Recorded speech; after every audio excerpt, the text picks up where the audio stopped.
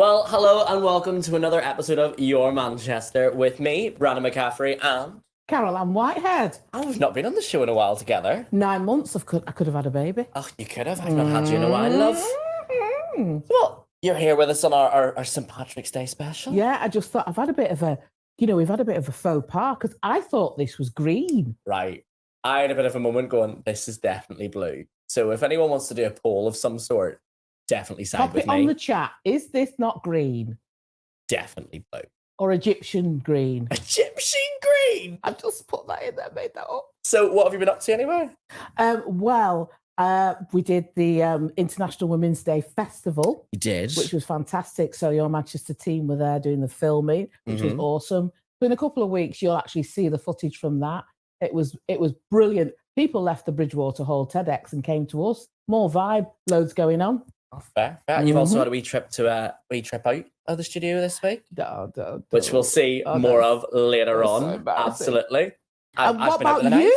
What about you? I've been out with a knife. Yeah. You know, it's casual Manchester. I'm joking. I've been doing knife stage combat. Well, so I'm now trained in basic now. I was watching you. I was like, look at that next Bond. The next Bond. It's coming. Well, like I say, it is the St. Patrick's Day special, but first things first, what's it all about? St. Patrick's Day. Hello! Welcome to our St. Patrick's Day parade. We have lots of fun on St. Patrick's Day. Do you know what St. Patrick's Day is? St. Patrick was born in Britain. His family was very rich. When St. Patrick was 16 years old, something terrible happened. A group of pirates attacked St. Patrick's home. Then they kidnapped the young man and took him to Ireland. The pirates sold St. Patrick as a slave. St. Patrick spent 6 years as a slave. He worked as a shepherd. Being far away from his family made St. Patrick feel sad and lonely. But St. Patrick prayed every day. His faith grew stronger and stronger. One day, St. Patrick heard a voice telling him to run away. So St. Patrick listened to the voice. He escaped and went to France. In France, St. Patrick became a priest. When St. Patrick was about 60 years old, he returned to Ireland. He wanted to tell the Irish about his faith. Almost everybody loved Patrick. He carried a shamrock with him. A shamrock is a 3-leaf clover. St. Patrick used a shamrock to teach people about God. According to legend, St. Patrick drove out all the snakes in Ireland. Snakes were a symbol of evil. St. Patrick wanted to remove all evil from Ireland. When St. Patrick died, the people of Ireland were very sad. They decided to honor his death. That's how St. Patrick's Day began.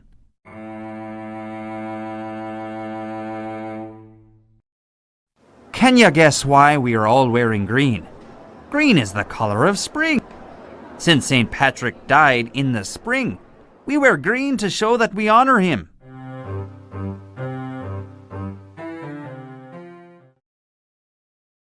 Oh, a 4-leaf clover. That's a sign of good luck. On St. Patrick's Day, it is good luck to find a 4-leaf clover. As for me, I'm a leprechaun. I am part of St. Patrick's Day because I am Irish too. Now that you know about St. Patrick's Day, why don't you join our fun? That's what it's all about. I don't know if I was a little bit offended at points or not. I felt for you there. What on earth? Should we talk to somebody who knows a little bit more about it? I mean, it wouldn't be a show about St. Patrick's without, well, for one, our own personal Irish. And we had another one come in. Please welcome a Fitzpatrick, I say. Yes. That's me. Welcome to the show. Hello, Brand Carol. Very welcome to be here. Yeah, I'm look at you all branded up. You look very, very smart. Well, my own logo. Yeah. Oh, very nice. We'll talk to you a little bit more, but That was interesting, wasn't it? It was very good. and no better way to relax here on the city and I mean, sit and watch the show. if anything, it's not a St. Patrick's Day without a Guinness, so I'm a little bit sad about it. Yeah. It's the only problem, realistically. We should have had some Guinness in. Anyway, what have we got next? That flummoxed me, that flummoxed me. Well, as per usual, we have our fabulous Hayley. She's here to tell us what's on the box. Hi, I'm Hayley and welcome to this week's On The Box. How's everyone doing? Now, for me, it's really hectic at the moment, so I haven't had a lot of time to check out what exactly is on the box, except I do want to recommend the comedy series Girls, that's on Now TV. And because I've been short on time, I asked a few friends for their recommendations from Netflix, and they are The Power of the Dog, The Fourth Kind, and An Angel at My Table. As I say, they're all on Netflix and they've become highly recommended to me, so I thought I'd share that with you. Sorry it's short and sweet this time, but stronger together, and I'll see you next time. Bye!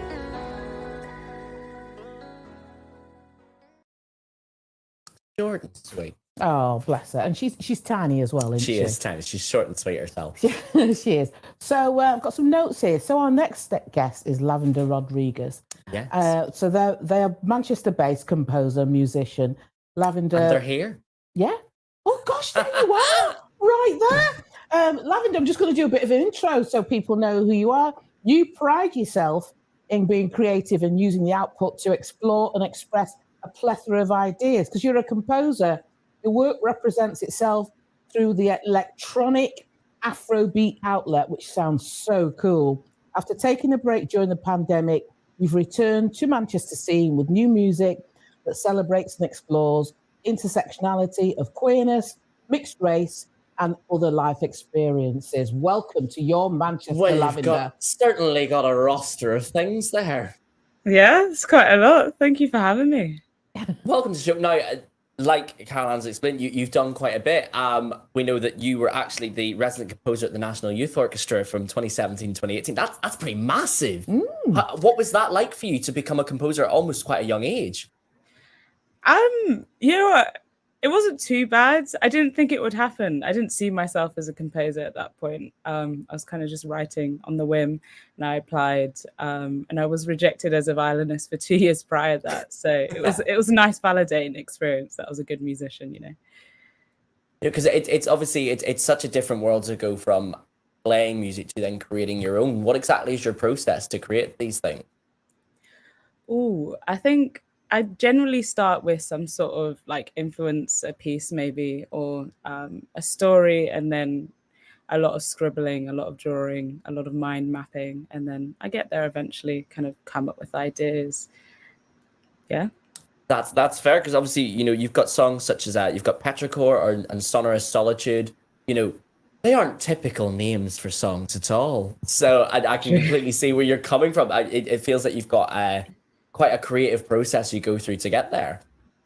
Yeah, I think a lot of people perceive it as quite otherworldly and deep, but a lot of it is just like sat at home for days thinking into space and trying to come up with an idea, fiddling around on the piano, and then being like, I've got something, this is it, this is my idea, and then running as far as possible with it. So it's not too bad. We'd love you to come in because I lecture at a college, which is a creative college. We have vocal artists, music tech, as well as events and that kind of thing. We'd love you to talk to the students. And talking about students, you're working on Hidden Histories for 2022, aren't you? Can you tell us a little bit about that? Yes, so Hidden Histories is a Manchester Camerata project. It started last year with led by James B. Wilson, and it was an initiative taken to 4 or more schools to celebrate some composers that you may not know about due to their ethnicity or their gender or sexuality, and then teaching the kids about composition and eventually leading to them writing their own piece. Fantastic. So what kind of people can we expect to hear about if people haven't heard of them already?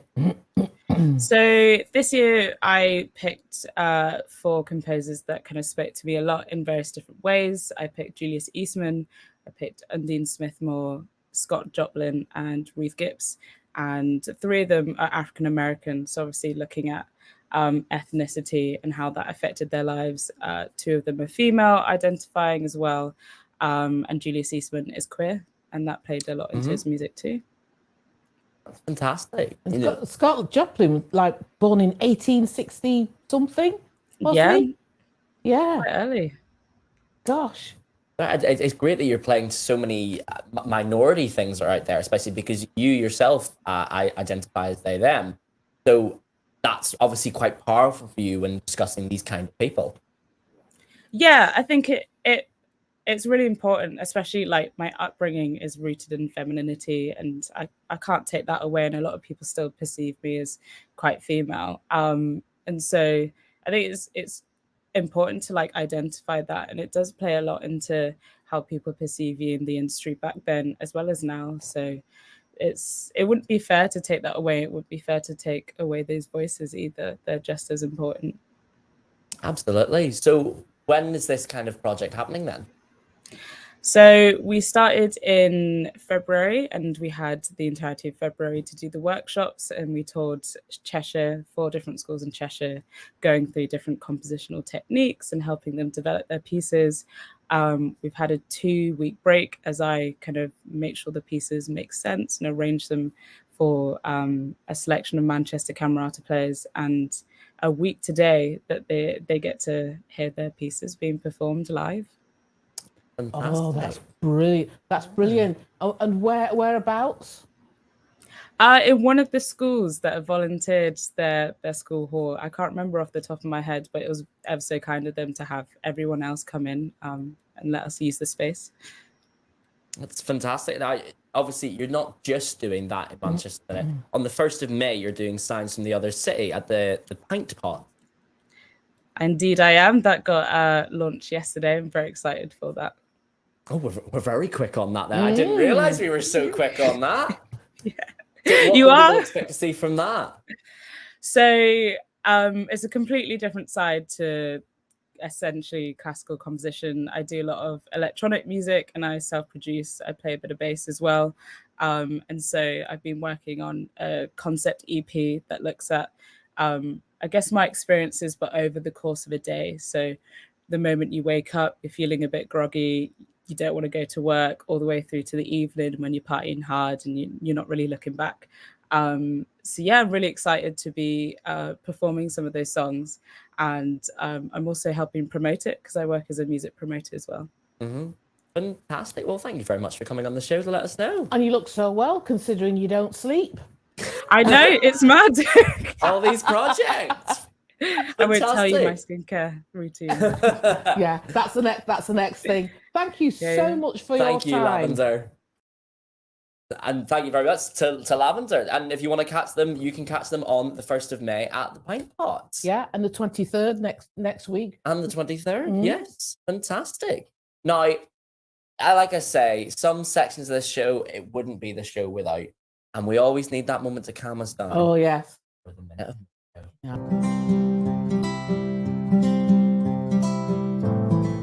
It's Jo Britton, your Neurosculpting Performance Coach, for another Minute of Mojo. If you want to feel much more motivated and you want to replenish your Mojo cup, then the language that you use and the way that you talk to yourself matters an awful lot.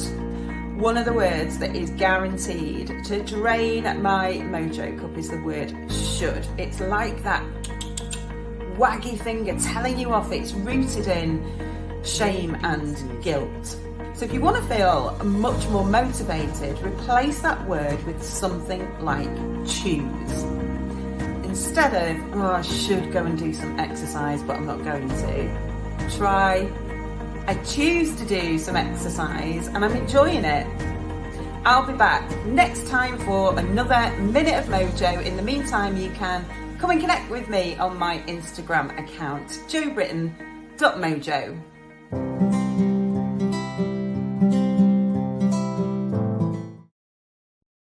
Should. That's a word.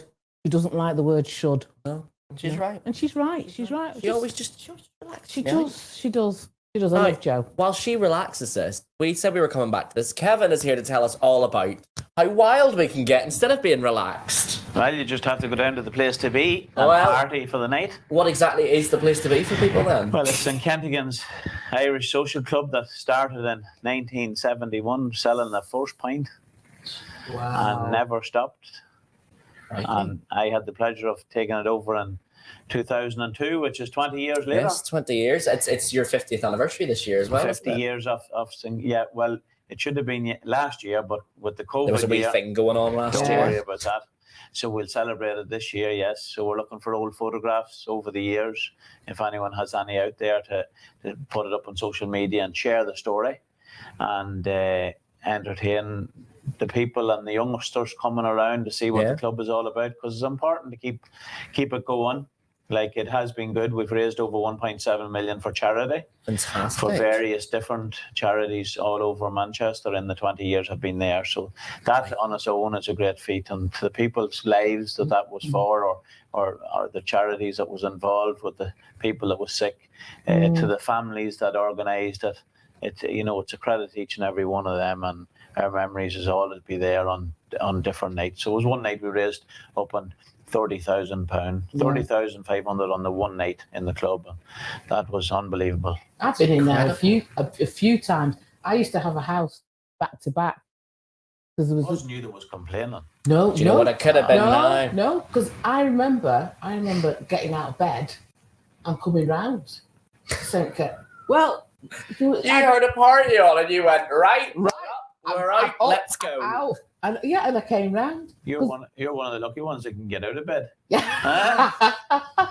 But yeah, we've all folked up tomorrow night. That's a complete sellout. And we had the Wolf Tones. We had Toss of Feathers as an annual do. Got Christmas. And then unfortunately we do our funerals and we do our weddings and parties and all. So it's a very active club. Tonight's bingo night. Oh, is it? Big money bingo. You're next to the church, aren't you? Yes. Yeah. On Hart Road is the main entrance. That's right, yeah. Hart Road, Fallowfield. Yes. I know exactly where it is. And if you want to be entertained with your St. Patrick's Day tomorrow, look, you don't have to. You've got the Irish Centre up in Cheetham Hill. You've got O'Shea's in town and Mulligan's. You go up to Charlton there and Duffy's and the Bowling Green. You go up to Levenshulme and Bourne and Lawrence Hennick and the King of them there and the Fiddler's Green. I used to be in the Midway. You've got a lot of places you can go. So many places. You want to go out Tolfinham and Kennedy's out there, the whole lot. You've been doing a few things. I'm not doing food. It's all band. Tomorrow night is a band that you can't get a ticket for. Yeah. So it's dancing. We used to do an Irish breakfast. And I used to Soda bread serve and potato bread, of course. Yeah, everything. Soda bread. You've never lived bread. until you've had potato bread. Sausages, No. beans. I worked in Belfast for a year. That's right. Yeah, I worked in Belfast for a year. What did I come back for? The first time I ever went into a Primark was in Belfast. No way. Pronounced Primark. I'm just saying, it's pronounced Primark. That's why you got the blue instead of the green. Don't.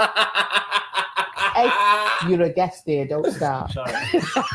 Now, you've got so many things going on. You started early with your St. Patrick's Day celebrations. Yeah, Manchester Irish Festival website, Lawrence Hennig and Tony and the whole community will start about usually a 2-week festival to get people over and to spread it out over the 2 weeks to make sure there was a little bit of everything, to art, craft, and dancing to music. Everyone has their own little bit to share within the community, and the Irish community in Manchester is big.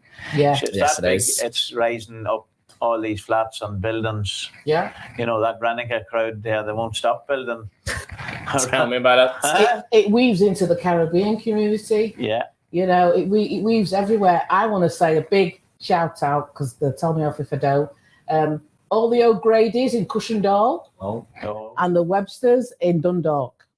I was in Dundalk the other day. I got fathers from Dundalk. Yeah, I was down the Point Road there yesterday. And I got in last night, and there was a big. When I was travelling the boat there last night at 9:00, and Geraghty's travel from Castlereagh and County Roscommon had a coach full of all the humanitarian aid for Ukraine. Oh, brilliant! But I think it was why they were bringing them out in the coaches, so the coaches could take the people out of Ukraine as well, help on both sides. Yeah. So it's very sad what's going on. But Jim Brown. The RAOIB, do you know what that is? Oh, it's Ribby. Ribby Street. Is it Ribby Street? No, it's the. Do you know what it stands for? The RAOIB. I do. The Royal Ancient Association of Royal Buffaloes. Oh. And Jim Brown, Buffaloes. the Royal Ancient Association of Royal Buffaloes, and it's the West Indian community Yes. down in Moss Side, Yeah. Wally Range. And Jim Brown would come in to me and would have a couple of nights for Christie's. And since he started that in his community, they've raised over £40,000 for the Christie's. Wow. They do a raffle and it's a night out, you know. So I can see the sign. I can see the sign of it. Yeah. But he's changed it now from the RAOB to the Christie's Charity West Indian. Oh, Yeah. Fantastic. See, so I told you, and I'm 1/18th. I'm 1/18th Irish. We're not colour thick, Paddy, just yet. 1/18th. I just dropped that in. Such she goes. Now, you've heard a lot about what's going on in Manchester. Let's hear a few bits more from our Ash. Here's your roundup of what's on across Greater Manchester. It's the summer of '62. Britain and music are about to change. So too are the lives of 6 men. The Glee Club, a raucous comedy featuring live music, is on now at the Oldham Coliseum. On Saturday the 19th, families are invited to Z Arts to meet Josephine Baker, the little girl from Missouri who became a 20th century icon, dancer, actor, activist, campaigner, spy, and mother to the multicultural Rainbow Tribe. Britain's Got Talent finalist and Simon Cowell's Golden Buzzer act Kojo and Im brings the laughs with his exciting new comedy tour.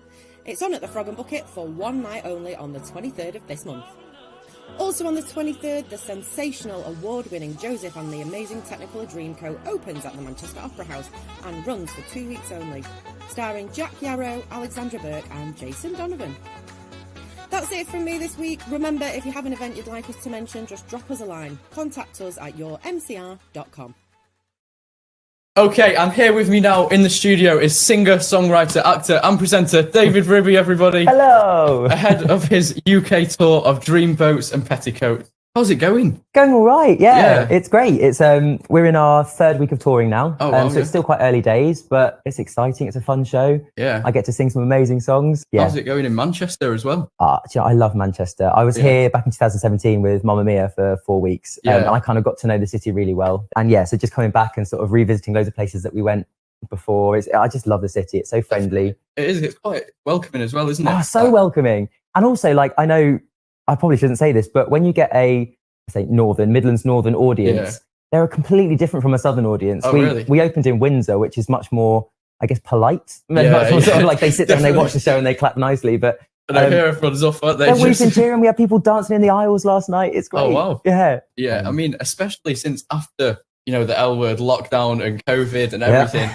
it's definitely great for people to get back out there, get back enjoying having a good time. Exactly. And this is the perfect way to do that, isn't it? Yeah, I mean, there's no weight to our show. It's not heavy. It's an escapism night out. It's a really nice entrance back into the theatre if someone hasn't been to the theatre for the last couple of years. Now, obviously, you have done, like you said, Mamma Mia. You've also done Peter Pan, Dick Whittington, Hairspray as well. Hairspray, yeah. Out of them, what would you say is your favourite, or what's been the most exciting? Every show that you do gives you a different something. I think Hairspray was my biggest challenge because it was a huge dance track, and I'm predominantly a singer-actor. I can move, but I'm not a ballet-trained person. Yeah. So that was a real big challenge, and then I really enjoyed getting my hands on that. Mamma Mia is just such a big show.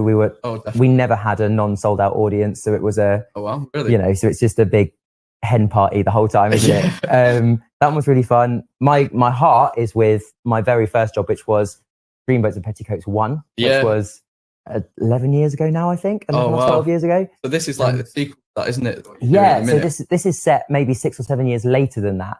And one of the things that really attracted me to taking this job was you never really get the opportunity to play the same character who's aged 6 years and has a different story. So, obviously, it's like basically like you've grown with that character, isn't it? Exactly. And sort of revisiting his voice and his mannerisms and his awkwardness, because he's a bit of a geek, is my character Bobby. But also trying to work out how he would be as a young adult instead of as a teenager. Yeah, definitely. Like the spots have gone and now he's forging his way through a career. But it's really cool. So I really my heart has always been with the original DreamWorks because it's my first lead, and we did it in the West End, we did it on tour. It was a really fun show. As well, you've been presenting on Milkshake since 2017, the popular kids TV show. How's that been for you? Good. I'm best mates with Peppa Pig. Oh, it's great fun. I absolutely love it.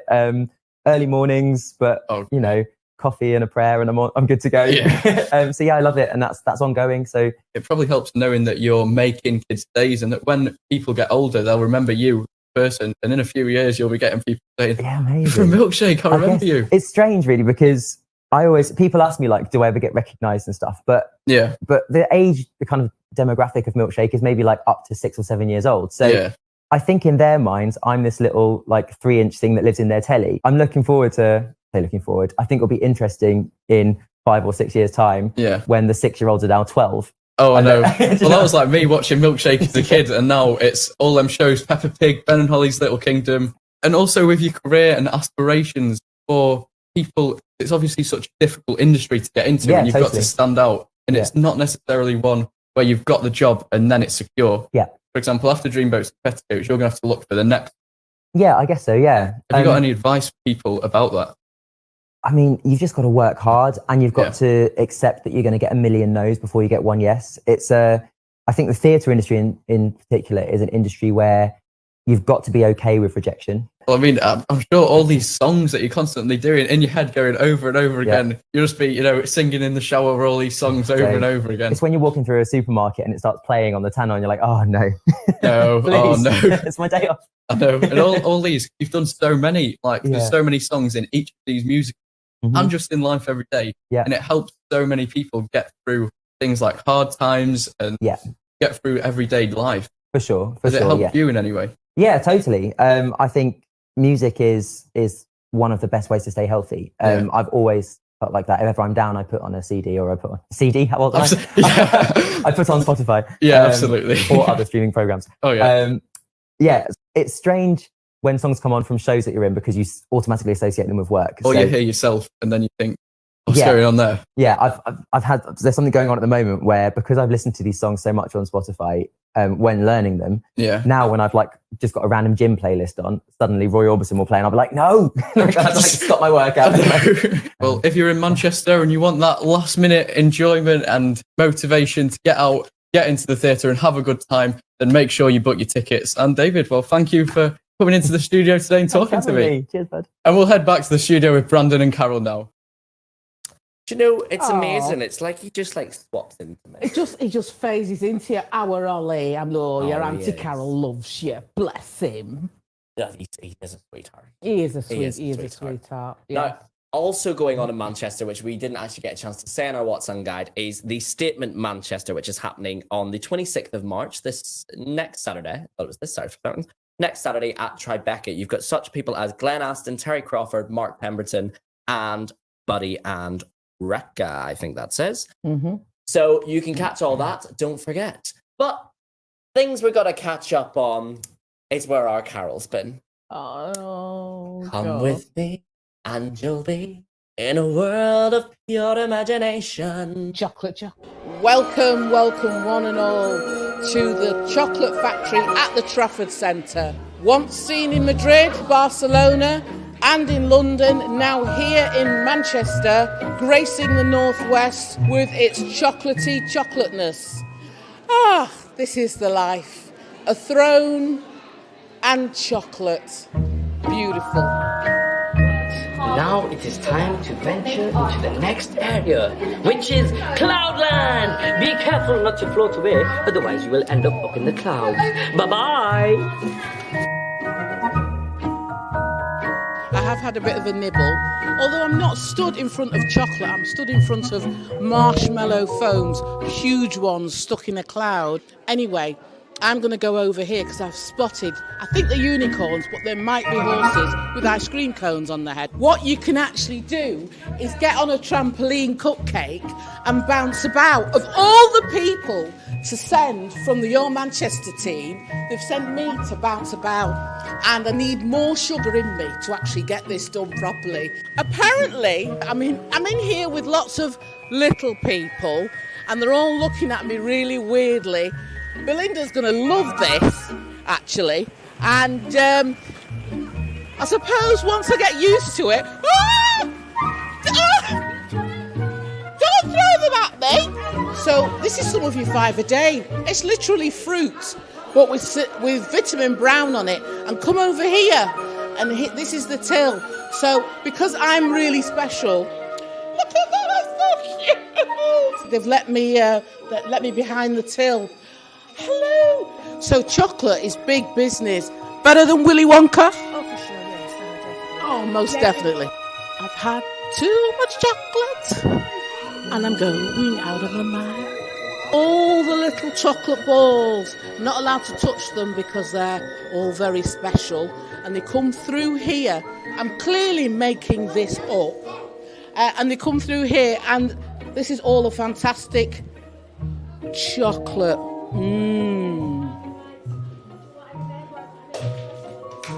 They've made me sit on a swing. What you're not seeing is me trying to get out of said. That's the end of the tour. If you've ever watched Willy Wonka's Chocolate Factory, no one fell in any gloop, no one turned purple, and no one disappeared. You've got to come down to the Chocolate Factory. You'll have so much fun, and you'll get swag of chocolate. I'm quite hyper now. I'm really trying to hide it. On action.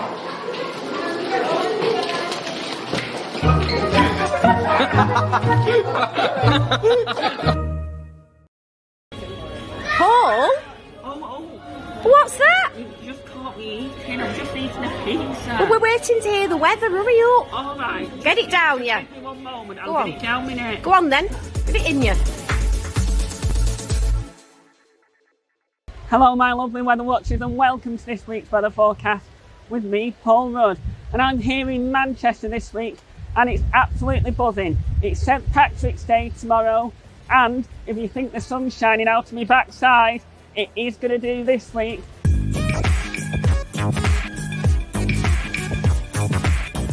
Okay, Thursday is looking sunny and cloudy with the temperatures of 13 degrees Celsius. Friday is looking sunny and cloudy with the temperatures of 11 degrees Celsius. And as we look ahead into the weekend's weather right now, Saturday is looking sunny and cloudy with the temperatures of 14 degrees Celsius, and Sunday is looking the same, sunny and cloudy with the temperatures of 13 degrees Celsius. The sun will certainly have his hat on, so come and celebrate St Patrick's Day, which is tomorrow, and have a great weekend. Stay safe and warm if you can. And now it's time to hand over back to the studio for this week's brilliant episode of Your Manchester.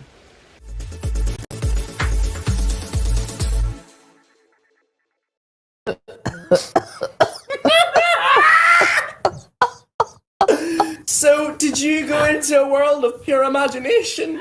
Oh yes, it was a world of dreams, playing with balls, and nightmares. You know what? All the kids started throwing balls at me. Did they? Yeah, You shouldn't let people throw their balls at you, love. No, I shouldn't. You And really then shouldn't. I know I shouldn't have touched the chocolate balls. I love that because you says I'm not allowed to touch this, and then you walked over and touched And it. I just took, all the props and everything. I started touching them. I mean, the camera crew guys were just like they made me jump on the cupcake trampoline, get in the ball pool, and I could.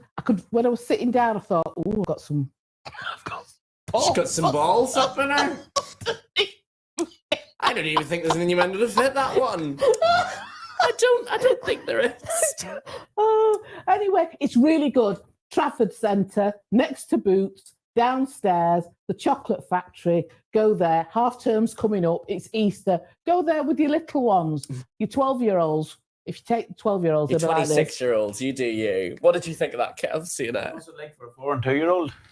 Well, you'd love it. Huh? Yeah, you'd absolutely love it. You know, and some of the strange things that are going on. I'll have to go down and get some of them big lollies anyway. Yeah, I know, yeah. right? Get a big I lolly. love something big to lick. And make sure they can all get out to Saturday night now to St Kent's, the place to be, because we've got Paul Kelly coming over from Donegal. Oh. And he's one of the best singers you'll get travelling across the Irish Sea this weekend. Oh, You have to have your cowboy boots. We're going to have to come down, aren't we? You're more one than of them? welcome. Well, you're coming down for the Guinness, so why don't you just come down Saturday night, see Paul Kelly, have a pint of Guinness? Yeah. Oh, we could just And come. then all your friends can come and see us Oh. live. Just like our show. That happens every week. But that is sadly the end of our show this week. It's whizzed by. It really has. But we've got a lot on, as we always do next week. We've actually got a Neighbours special, if anyone remembers it. Neighbors. Everybody. I can't remember the words, but neighbors. Yes, we have got Michael Adams on to sit and talk to us about the legend that is the show. We've also got Julian Gray on to talk about their exhibition stories for us. And we've got Toby Ollie talking puppetry. And the show just gets bigger and bigger every week. Oh, yes. And we've got Luke Potts, who's talking to us exclusively about their new project. All of that live here at 8 p.m. every Wednesday, where the city comes to top. And can I just say one last thing? Thank you for all you dedicated viewers that have been sticking with us. The first 10 weeks of 2022, 129,000 viewers. Yes. You are all legends, can I just say? Thank you for joining us only on Your Manchester.